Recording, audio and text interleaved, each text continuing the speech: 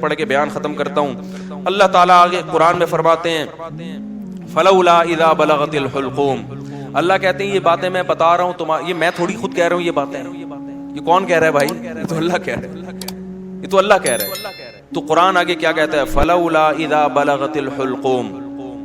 اللہ کہتے ہیں ایک ٹائم ایسا بھی آتا ہے, ابھی تو مزے میں ہو, جب تمہاری جان کہاں تک پہنچے گی؟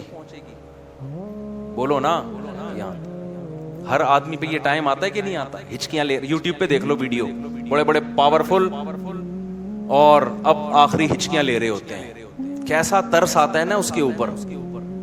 ہچکیاں لے رہا ہوتا ہے آدمی, کوئی کلمہ پڑھ رہا ہوتا ہے, کسی کی آنکھیں پتھرا رہی ہوتی ہیں اور بڑی حسرت سے لوگوں کو دیکھ رہا ہوتا ہے. فلولا اذا بلغت الحلقوم وانتم حينئذ تنظرون.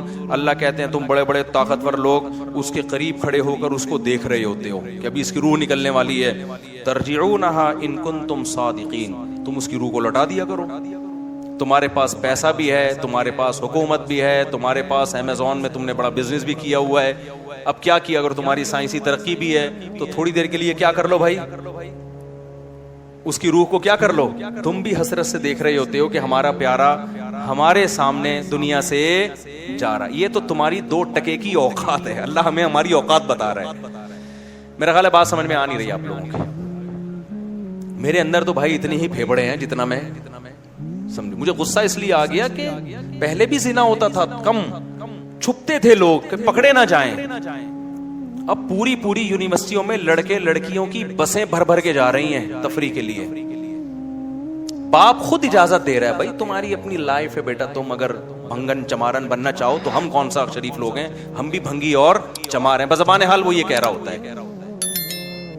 سمجھ میں نہیں آ رہی. عزت دار آدمی کبھی اپنی لڑکی کو کسی غیر مرد کے ساتھ جانے نہیں دے گا. کہے گا میں مر جاؤں گا, دنیا کو کیا منہ دکھاؤں گا میں. لیکن اب اس کو پتا ہے دنیا کو میں منہ دکھاؤں گا, دنیا بھی میری تعریف کرے گی. بڑا لبرل قسم کا باپ ہے ماشاءاللہ. اپنی بیٹیوں پہ کوئی کسی قسم کا کنٹرول نہ ہے, نہ رکھنا چاہتا ہے. ڈانس کر رہے ہیں اپنی بیٹیوں کے ساتھ, ناچ رہے ہیں اپنی بیٹیوں کے ساتھ, لائکس مل رہے ہیں ان کو, لوگ شیئر کر رہے ہیں ماشاءاللہ جی.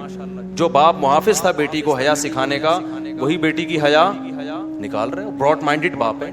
کپڑے اتارو بھائی اس کے لوگوں کے سامنے, بہت زیادہ براڈ مائنڈ. گورا کو تو چڑیاں پہن کے ان کی بیٹیاں ان کے باپ کے سامنے ناچتی ہیں. براڈ مائنڈڈ بننا ہے تو پھر پورا بنو نا. یہ منافقت کیسی ہے؟ اگر غلط ہے تو پھر, اگر گورا غلط ہے تو پھر یہ عمل بھی غلط ہے جو یہاں ہو رہا ہے. شادیوں میں ناچ رہی ہیں بہنیں بھائیوں کے ساتھ. تو ناچ گانے پہلے بھی ہوتے تھے, تھوڑا حیا تھی, تمیز تھی لوگوں میں کہ کس کے سامنے ناچنا ہے اور کس سے اپنے ناچ کو چھپانا ہے. لیکن اب کیا ہو رہا ہے؟ غیرت ختم. وہی بات ہے جب آخرت پر ایمان ختم ہوگا, جب اللہ کے سامنے جواب دینے کا خوف ہی ختم ہو گیا تو پھر جو چاہے کرتے پھرو. تو قرآن کہہ رہا ہے ایک وقت آتا ہے جب تمہاری جان کہاں پہنچتی ہے؟ حلق میں, اور تم دیکھ رہے ہوتے ہو. وَنَحْنُ أَقْرَبُ إِلَيْهِ مِنْكُمْ. اللہ کہتے ہیں جتنے تم اپنے عزیز کے قریب کھڑے ہوتے ہو نا حسرت سے, ہم تم سے بھی زیادہ اس کے قریب ہوتے ہیں اور اس کی کیفیات کو جانتے ہیں. فلولا ان کنتم غیر مدینین. اللہ کہتے ہیں اگر تم یہ سمجھتے ہو تمہارے اوپر کسی کا کنٹرول ہی نہیں ہے, آزاد ہو, بڑے پاورفل ہو, ترجعونها ان کنتم صادقین, تو آج اپنی طاقت کا استعمال کرو. یہ تو تمہارا عزیز ہے, تمہارا معشوق ہے, اس کی جدائی تو تم برداشت کر نہیں سکتے, اس کو مرنے سے روک لو. پھر سارے ڈاکٹر عاجز آ جاتے ہیں کہ نہیں آ جاتے؟ سارے ڈاکٹر کیا کہہ دیتے ہیں؟ بھائی ہمارے بس میں نہیں. میں آغا خان میں تھا, اچانک چیخوں کی آواز آئی نا, اچانک عورتیں مردوں کی چیخوں کی آواز آئی. میں ایک دم ڈر گیا, کیا ہوا؟ پتہ چلا جی ان کے والد صاحب ان کی ڈیتھ ہوئی. آئے تھے تھوڑی دیر پہلے بالکل ٹھیک ٹھاک تھے بستر پہ, اچانک کوئی ہارٹ اٹیک ہوا یا برین ایمری جو کیا ہوا بہرحال. تو وہ ان کو توقع نہیں تھی کہ ہمارا باپ ایسے بھی جا سکتا ہے. تو بچیاں بھی رو رہی ہیں. میں نے کہا یار یہ دیکھو, کہ میں نے ایسے موت کے بہت سارے واقعات دیکھے. گلی میں گزر رہے ہیں, چیخو پکار کی آواز آئی, کیا ہوا بھائی؟ پتہ چلا جی ڈیتھ ہو گئی.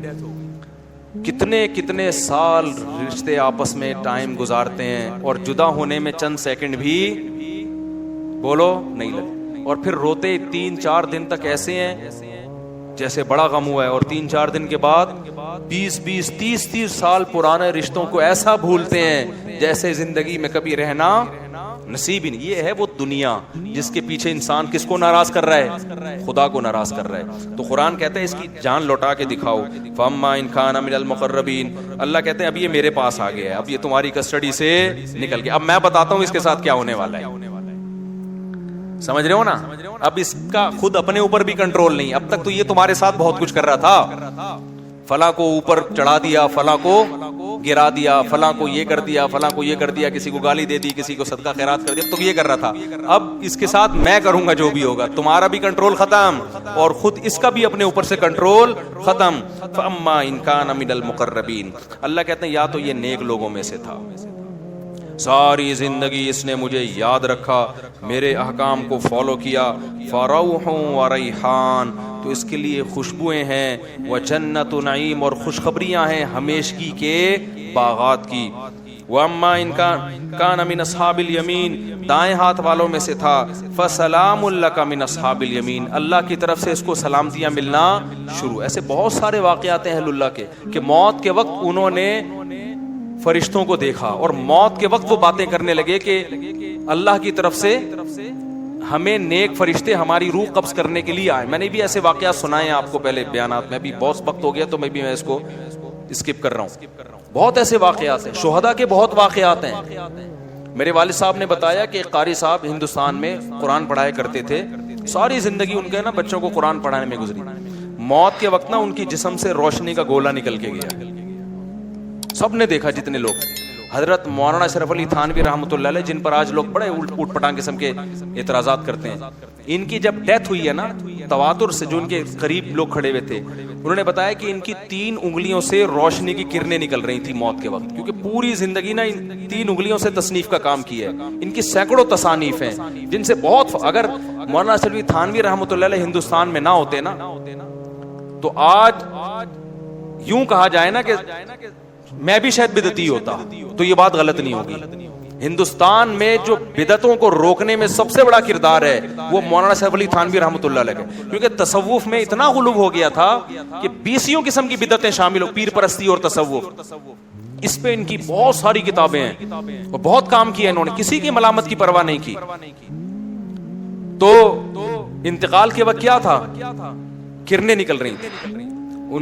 ایسے بہت ساری کرامتیں ہوتی ہیں. تو قرآن کہہ رہا ہے فروح وریحان وجنت نعیم واما ان کان من المکذبین الضالین, اور اگر گمراہ لوگوں میں سے تھا تو اس کو بتا دیا جاتا ہے فنزل من حمیم, تیرا ٹھکانہ کھولتا ہوا پانی ہے جو تجھے پلایا جائے گا, وتصلیۃ جحیم, اور بھڑکتی ہوئی آگ ہے جس میں تجھے داخل کیا جائے گا. آخر میں اللہ اس صورت میں کہتے ہیں ان ھذا لہو حق الیقین, اے لوگو یہ جو باتیں ہم کر رہے ہیں ان کو سیاسی بیان نہ سمجھو, یہ یقینی باتیں ہیں. فسبح باسم ربک العظیم, اپنے رب کی کبریائی بیان کرو